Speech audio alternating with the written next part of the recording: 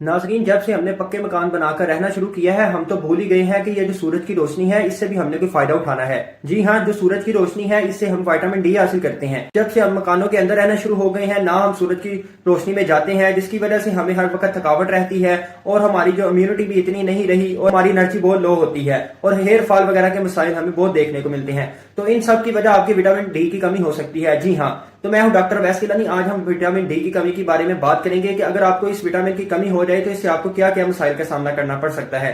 तो ये विटामिन आपकी हड्डियों की हेल्थ के लिए बहुत ही जरूरी है। ये आपकी बोन्स को स्ट्रॉन्ग बनाता है। अगर इसकी कमी हो जाए तो ये आपकी हड्डियों को भी कमजोर कर देता है और ये आपकी जो एनर्जी लेवल है उसको भी लो कर देता है। मूड आपका लो रहता है और आपके बाल भी जो है उनकी भी हेल्थ है वो कमजोर हो जाती है। बाल भी आपके वीक हो जाते हैं और इसके अलावा ये आपके जो कमर दर्द है, जो टांगों की दर्द है, ये सारा इससे रिलेट कर रहा होता है। डेली 15 से 20 मिनट सनलाइट लेने से भी आपको विटामिन डी नेचुरल तरीके से हासिल हो जाएगा। इसके अलावा अगर आप अंडे खाते हैं, मछली खाते हैं या दूध वगैरह का इस्तेमाल करते हैं तो भी आपको नेचुरल तरीके से विटामिन डी मिल जाएगा। और ये जो आपके मसाइल हैं कि हर वक्त थकावट रहती है या हमारा लो एनर्जी है, इस तरह के सारे मसाइल आपके खत्म हो जाएंगे।